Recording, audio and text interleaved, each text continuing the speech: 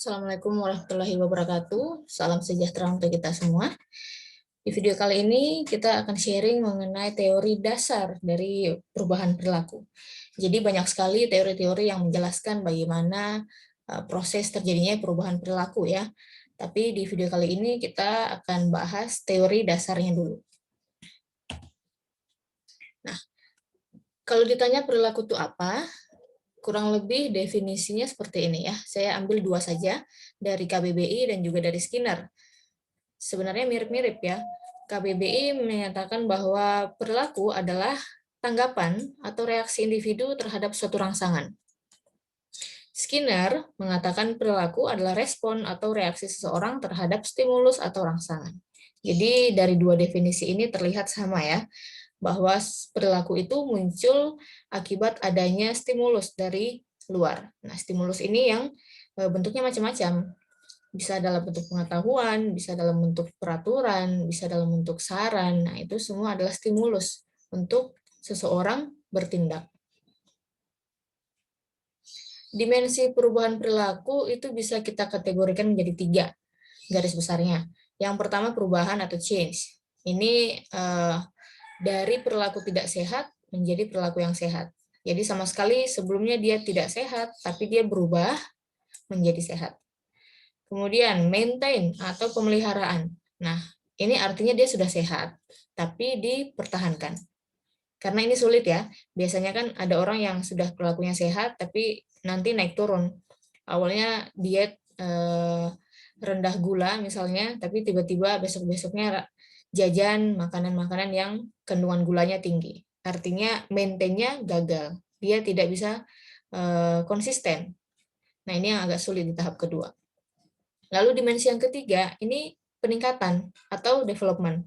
Ya, pengembangan. Artinya, perilaku yang sudah sehat tadi malah semakin ditingkatkan. Jadi contohnya seperti ini ya. Yang pertama, awalnya orang ini mengkonsumsi buah setiap hari dan rutin. Nah, kata kunci rutin di sini artinya dia ada pada dimensi maintain. Sementara yang kedua, ibu hamil sebelumnya tidak pernah periksa kehamilan, tapi begitu mungkin dapat penyuluhan, dapat saran dari teman-temannya, dari keluarganya, akhirnya dia mulai memeriksakan. Nah, di sini artinya dia dimensinya perubahan atau change. Lalu contoh yang ketiga, ada remaja nih ya, jogging, awalnya setiap hari Minggu saja. Tapi lama-lama dia merasakan bahwa setiap habis jogging, dia merasa tubuhnya segar. Akhirnya, dia joggingnya jadi setiap hari. Artinya, di sini dia ada di dimensi pengembangan atau development. Jadi, dia punya perilaku sehat semakin meningkat. Lanjut, penyebab terjadinya perubahan perilaku. Kalau secara umum ya, itu terbagi dua. Ada yang dipaksa, ya, kalau dipaksa artinya bukan karena pengetahuannya dia, bukan karena pemahaman, tapi karena memang paksaan dari luar ya. Ini contoh mungkin yang paling nyata sekarang, ketika masyarakat sudah mulai tidak konsisten menggunakan masker misalnya, maka keluarlah peraturan-peraturan bagi masyarakat yang ditemukan tidak menggunakan masker akan dikenakan denda sekian rupiah. Nah, itu sebenarnya salah satu contoh paksaan. Sehingga adanya paksaan itu baru dia mau berubah. Penyebab yang kedua, ini terjadi karena kesadaran diri sendiri. Ini sebenarnya yang sangat bagus ya. Kalau yang dipaksakan sifatnya temporer, sementara. Kalau tidak ada peraturan, ya dia kembali lagi ke perilaku aslinya. Kalau dipaksa, baru dia berubah. Sementara, kalau penyebab perubahannya karena kesadaran, nah ini dia akan berlangsung lebih lama. Karena didasari oleh kesadaran diri sendiri, atas pengetahuan, atas pemahaman yang ada dalam dirinya.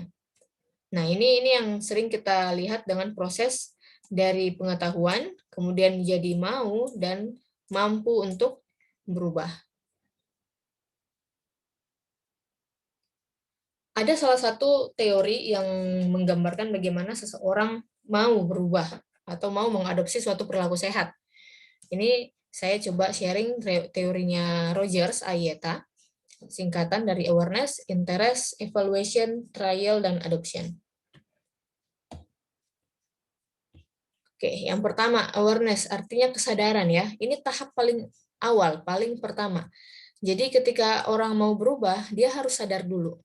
Ya, caranya menyadarkan ya macam-macam. Apakah kita kasih penyuluhan, apakah kita kasih informasi melalui sosial media, ataukah kita pendekatan kepada keluarganya, nanti keluarganya yang akan mendekati si orang tersebut. Nah, itu macam-macam. Pada dasarnya intinya kita mau memberikan dia kesadaran. Kesadaran atau pemahaman atau pengetahuannya dia supaya mau berubah. Di tahap kedua, ini sudah tahap lanjutan, interest. Jadi kita sudah kasih dia informasi, nah dia tertarik. Itu tahap lanjutan. Dia mulai minat, dia mulai tertarik untuk berubah. Terus yang ketiga, sebelum melakukan perubahan tersebut, dia berpikir dulu, dia mengevaluasi. Kira-kira kalau saya berubah, ini manfaatnya apa? Atau justru kalau saya berubah, ada dampak negatifnya. Nah, itu dia akan mempertimbangkan. Ya. Terus kalau dia melihat ternyata manfaatnya lebih banyak, nah mungkin dia akan mencoba trial. Dia mulai coba untuk berubah. Dia mulai melakukan suatu perilaku sehat. Dan kalau setelah dia melakukan perubahan dan dia merasakan bagus untuk dirinya, dia akan lanjut ke tahap adopsi. Artinya dia mempertahankan perubahan tersebut. Tapi kalau pada saat uji coba ternyata dia merasa tidak ada manfaat atau justru malah merasa merepotkan dirinya, nah bisa jadi dia tidak mempertahankan perilaku tersebut. Jadi kelima tahap AYT ini itu berkesinambungan. Contoh ya, kalau awalnya dia sadar tapi dia tidak tertarik, maka tidak akan lanjut ke tahap 2 dan seterusnya. Atau dia sudah sampai di tahap evaluasi. Begitu dia berpikir ternyata tidak terlalu penting dia berubah, maka tidak ada uji coba, dia tidak akan mencoba. Ya contoh sekarang ya, program vaksinasi COVID. Kita kan program awalnya menimbulkan kesadaran dulu bahwa vaksinasi dapat mencegah, vaksinasi ini tidak ada efek samping dan sebagainya. Kita kasih pengetahuan, kita kasih kesadaran. Nanti kalau dia tertarik, dia akan mulai mempertimbangkan, adakah tidak bahayanya vaksin ini? Kalau ternyata dia melihat lebih banyak manfaatnya, maka dia akan mau mengikuti vaksin tersebut. Tapi kalau dia sampai di awareness, kemudian dia tidak tertarik, dia malah merasa takut divaksin, maka tidak ada tahap-tahap lanjutan ini. Tidak tertarik, tidak mengevaluasi, bahkan tidak mengadopsi. Jadi Ayeta ini menggambarkan bagaimana langkah-langkah atau tahap-tahap seseorang mulai dari sadar sampai dia mau untuk berubah. Oke, itu saja sedikit teori dasar perubahan perilaku.